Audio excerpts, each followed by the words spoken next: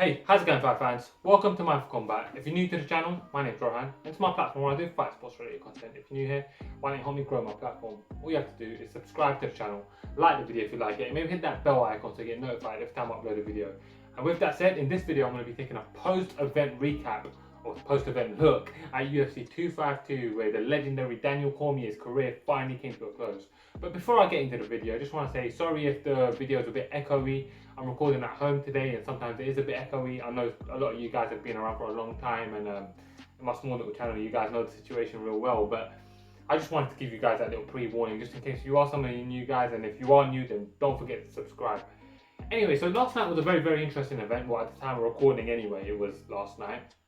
And there was a few big events, particularly big events that happened. So I'm going to start off with the heavyweight fight between Jairzinho Rozenstruik and Junior Dos Santos. Now, Junior Dos Santos, I've always been a humongous fan of, and if you've been following the sports for as long as I have, you was there when Junior Dos Santos was coming up in the ranks and really just putting everyone out cold, and that was really something to behold. And it's really painful nowadays to see Junior Dos Santos, who offensively his boxing is still good, but defensively, and whilst his boxing defensively was never the best, he used to kind of get away with it because his chin would hold up when he used to get cracked with the big shots, but his chin's not holding up no more. And when you're fighting someone like Jairzinho, there's no way that you're not going to get put out when you make those mistakes. And I think he paid a brutal price. Now, it's really the tale of two stories in that fight, because although there was both coming off losses coming into that fight, I don't think that there's a particularly obvious route for JDS to take if he wants to get back to the title. If he wants to rebuild, he can rebuild by all means, and I have no doubt that he will get a win or two or maybe even three en route to some sort of relevance to remain maybe top 15 in the heavyweight division. It's a bit of a thin division. But I think for Junior Dos Santos, he should genuinely be considering if he wants to be doing this anymore. He's already won the heavyweight title. He's fought everyone from Cain Velasquez to Junior Dos Santos, Frank Mir, Shane Carwin. You know, everyone since he's been around. He's fought them all. Stipe Miocic, not once but twice. Maybe it's time to actually consider hanging it up, and I would like that for Junior Dos Santos. And if he has to fight on maybe a fight with Andre Arlovski, whether Andre Arlovski wins or loses his upcoming fight with Tanner Bosa is kind of irrelevant. I think maybe that's the kind of fights that he should be going for. But for Jairzinho Rozenstruik, this kind of restarts a run towards a title shot. And now the loss to Francis Ngannou was a bad one. You know, getting clipped by Ngannou and getting KO'd can happen to anyone. He showed a lot of balls and courage calling out Ngannou in the first place. So you've got to give him a lot of respect, and he's got a win here now. He's 11-1 overall. He's 5-1 in the UFC. He was 4-0 coming into his fight with Ngannou, and he's a veteran kickboxer. He's still relatively young by the heavyweight standards at 31 years old, and he's got a long shelf life still ahead of him. So I think he doesn't need to be rushed. The fight with Derek Lewis can be fun, but a win over Derek Lewis particularly puts him pretty much in title contention. So, you know, he can maybe take a step back. There's some talks of matching him up with Curtis Blades because there's no obvious next matchup for Curtis Blades. I don't really know that I want to pursue either of those avenues for him. Maybe he should just take some time to relax. He fought in May, and I think now for the rest of the year.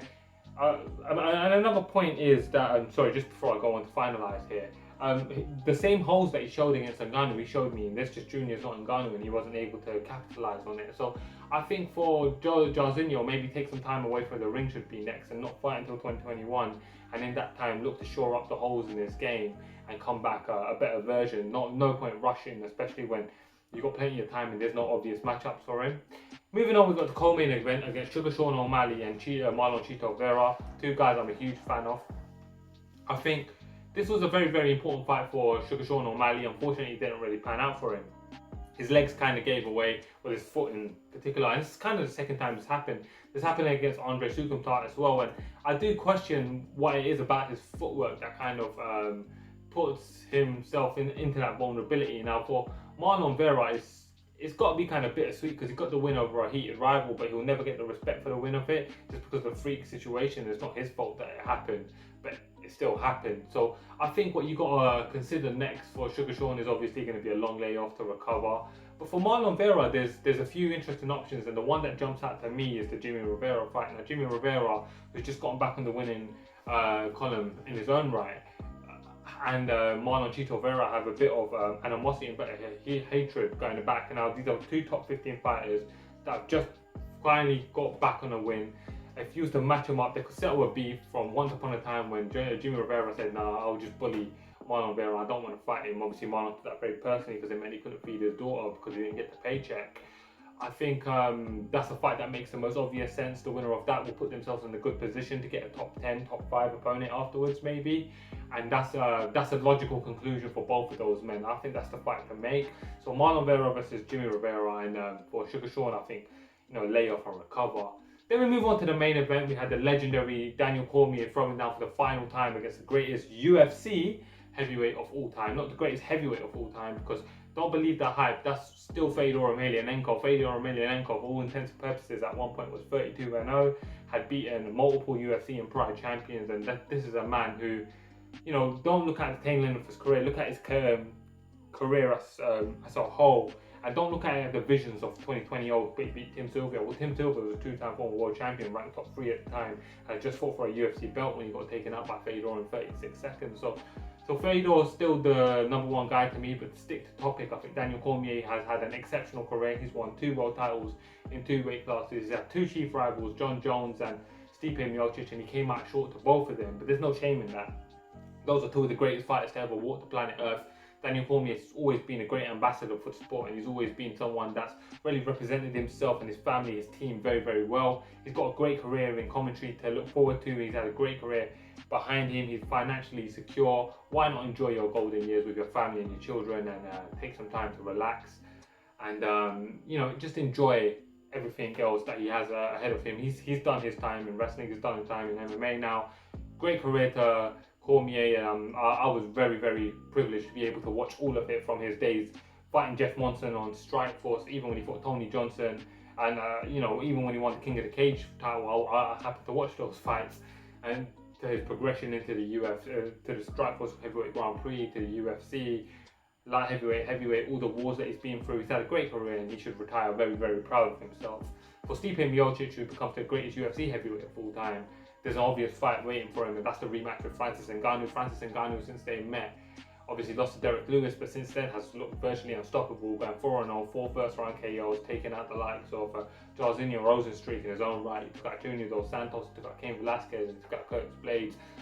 Either top contenders or former world champions. Cain Velasquez, he retired Cain. Cain's arguably another one of the greatest UFC heavyweights of all time. And Jairzinho, obviously, he's still on the come-up now. Junior Dos Santos was on a 3-fight win streak at the time, and then the Curtis Blades win is a particularly good one that's aged very, very well, because he was on a 2-fight winning streak at the time. Losing streak at the time was Ngannou, so there was a mental aspect, and then you got Curtis Blades. Now he's still a top contender now, so you got to give a lot of respect to Francis Ngannou. The rematch with Stipe Miocic presents to be a very, very interesting one. I picked Stipe to win the first time. I don't know that I would pick him in the rematch. I will obviously provide a breakdown for that one closer to the fight's announcement, but that's the obvious fight for me as well. Anyways, it was a great card. I really, really enjoyed the card, and I'm going to start trying to put out a lot more content for you guys. I've been working on some stuff with my editor and my good friend, and we've got a lot of plans for the channel, so thank you for sticking around. If you're new to the channel, remember to like, subscribe, share, all that jazz. Comment below with your thoughts on the card. Let's recap it all together. I'm going to start giving you guys more recaps on all the bigger pay-per-view events. And I hope you guys enjoyed this. Thank you for watching, guys. I'm Rohan, and this is Mindful Combat. Thank you.